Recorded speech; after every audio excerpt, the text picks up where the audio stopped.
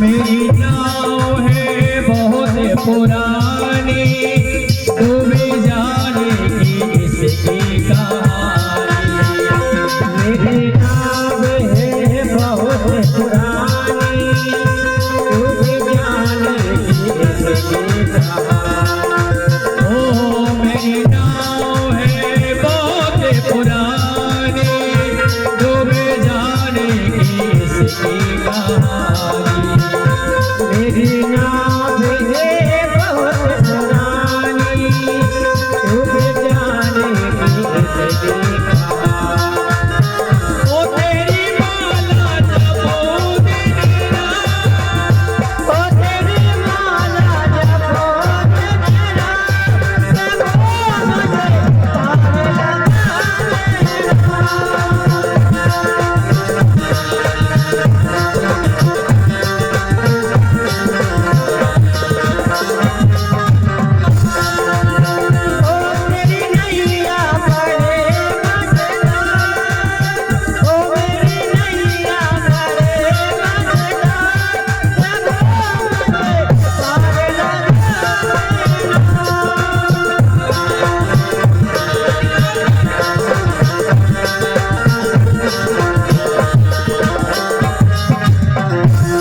ओ वृंदावन के बाके बिहारी, परिशाने की राधा प्यारी।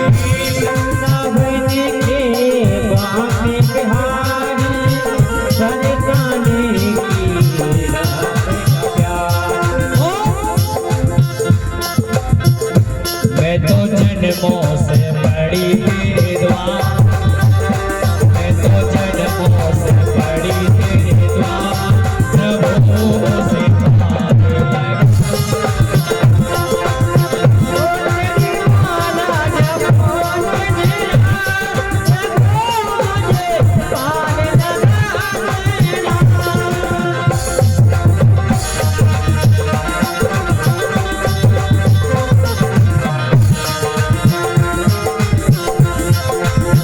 ओ मेरी नैया बड़े मजेदार, प्रभु मुझे पार लगा बोलिए वृंदावन बिहारी लाल की जय जय श्री राम। देखो भागवत जी का बड़ा सुंदर सूत्र है भैया। हेलो भैया थोड़ी सी मिट डाल दो।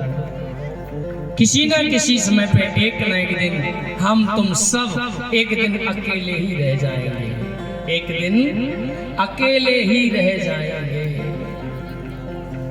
या भगवान आए और भगवान ने रक्षा करी। मैं ये कहना चाहता हूँ दुनिया तुमसे प्रसन्न हो ना हो कोई फिक्र मत करो, बस बंशी वाला तुमसे प्रसन्न रहे, यही सबसे बड़ा भजन है। और संसार में कोई किसी को प्रसन्न कर ले ऐसा हो ही नहीं सकता। पूरी संसार को आप बांध ले ऐसा कभी हो नहीं सकता। भैया गजेंद्र मोक्ष की कथा को श्री सुखदेव जी महाराज वर्णन करते हैं। आगे चल करके कथा आती है समुद्र मंथन की। और भैया समुद्र मंथन में मैंने बोला था 2:30 बजे पूरा ग्राउंड भर जाएगा। तो आप थोड़े से भैया आप लोग यहाँ दब जाइए, थोड़े थोड़े आप यहाँ जाइए, और जो पीछे लोग आए वो भी आकर के थोड़े थोड़े आगे दब जाओ।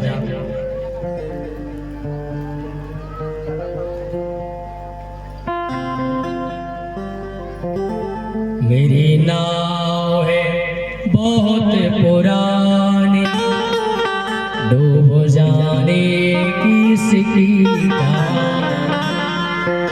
तेरी माला जपो दिन रात, प्रभु से पार लगा। भागवत जी का एक सूत्र है। भागवत जी कहते हैं गजेंद्र को उसकी पत्नी ने छोड़ दिया, गजेंद्र को उसकी औलाद ने छोड़ दिया। ये गजेंद्र कौन है? ये गजेंद्र हम ही हैं। अपनी आत्मा, अपना मन, अपना शरीर ही गजेंद्र है। अपन जब जवानी में रहते हैं तो अपने साथ सब लोग उठते बैठते हैं, और जब बुढ़ापा आता है तो धीरे धीरे अपने लिए सब छोड़, क्योंकि अपने काल के मुंह में जाने वाले हैं ना। अपन ईश्वर के बनाए हुए हैं, ईश्वर के काल रूपी जो नीति है उसके मुखारबिंद में हम जब जाने वाले होते हैं ना, तो जैसे जैसे हमारा बुढ़ापा आएगा वैसे ही वैसे हमको अपने वाले छोड़ते चले जाएंगे भवसागर में। छोड़ेंगे कि नहीं छोड़ेंगे? अच्छा नहीं भी छोड़ेंगे तो छोड़ना पड़ेगा। इसलिए भैया गजेंद्र का अभिमान दूर हो गया और भगवान ने कृपा की। परीक्षित महाराज से सुखदेव जी कहते हैं भगवान के हाथों से बचना भी मुक्ति है और भगवान के हाथों से मरना भी मोक्ष की प्राप्ति है। हाँ,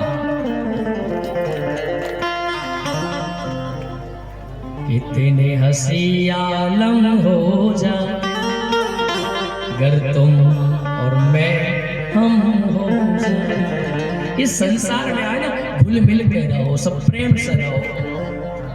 अच्छा सुनो, कितने भी वादे कर लो मैं साथ दूंगा साथ दूंगी साथ दूंगा साथ दूंगी, ये सब नाटक है। जब भगवान का प्रेशर पड़ेगा तो कोई किसी को साथ नहीं दे पाएगा, और तो वही कृपा करेगा। नाव चल रही हो, पानी भरा हो, भयंकर अथाह है, पता नहीं कहाँ छुट्टा और तुम नाव में बैठे हो और नाव डगमगा जाए और चार तुम्हारे दोस्त बैठे हो, तुमसे गाओ दोस्त बच्चा, वो क्या बचाएगा? वो तो कई बात कहेगा भैया केवट के रूप में अगर भगवान आ जाए तो कृपा हो जाए, नहीं तो सीताराम। अच्छा ये बेचारा कोई करता ही नहीं है, उल्टा सीधा पाप करने में लगे, क्यों? बोले औलाद अच्छी रहे। भैया भागवत की कथा मैंने बार बार कहता हूँ, भागवत दर्पण है, भागवत जीवन की चेतावनी है, भागवत हमारा तुम्हारा एक जीवन का संघर्ष है। भागवत से भक्ति ज्ञान वैराग्य त्याग की प्राप्ति होती है।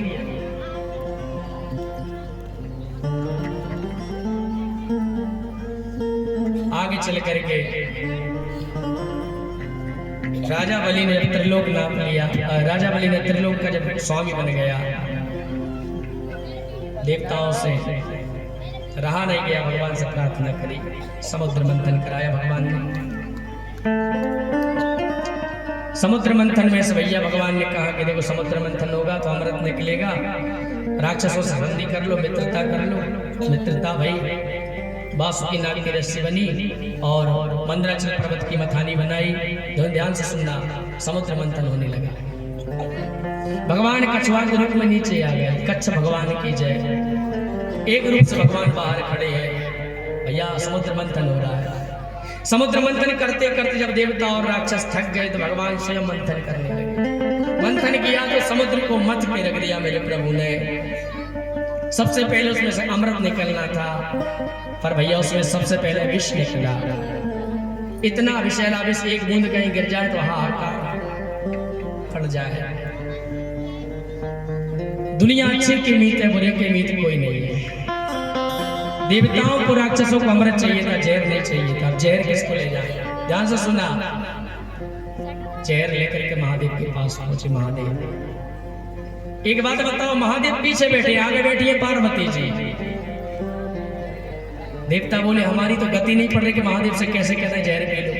देवता बोले पहले कौन के बैठे? सब नारद जी को आगे झुका रहे, नारद जी तुम बोल दो कि जहर पी लो महादेव। नारद जी बोले मुंह पे काय को डांट पड़वा रहे हो, आगे बैठी है माता राम। पार्वती आगे बैठी है। अब एक बात बताओ, अपने पति तुम्हारे पति कोई जहर लेकर जाए तुम पी लेते हो और दोबारा तुम्हारे दरवाजे पर कभी नहीं आएगा, तुम ऐसा व्यवहार करोगे उसके साथ। महादेव पीछे बैठे थे, वो समझ गए देवता आ रहा है। पार्वती दरवाजे पे, नारद जी पहुंचे, देवता बोले स्तुति करी, बड़े बड़े मीठी वाणी बोली, बोले जहर का थोड़ा सा। पार्वती बोली बस अमृत निकलता तो पहले यहाँ नहीं आते, जहर लेके आए। नारी स्वभाव, पति की रक्षा करना। महादेव आए बाद में, बोले देवी कोई बात नहीं, मैं जहर पी लूंगा, देवताओं की रक्षा हो जाए और देवताओं का स्वार्थ हो जाए, अपन परिधर्म कर लेते हैं। कर्पूर गौरम करुणावतारम संसार सारम मुजगेन्द्रहार। भगवान कपूर के समान गोरे सफेद झटकर के भगवान, लेकिन जहर एक क्षण में देवताओं के कार्य सिद्धि के लिए पी गए और कंठ नीला पड़ गया। थोड़ा सा जहर टपका जो सांप बिच्छू के अंदर चला गया। देवता प्रसन्न हो गए। भैया एक धनुष निकला, एक कामधेनु गौ निकली, देवताओं और ऋषियों को दी गई। ऐरावत हाथी निकला, इंद्र को दिया। चंद्रमा निकले, लक्ष्मी जी निकली, उसमें महाराज मदरा भी निकली, उसमें से महाराज एक कौड़ी भी निकली, एक पारिजात नाम का कल्प वृक्ष निकला, एक अश्वमेध नाम का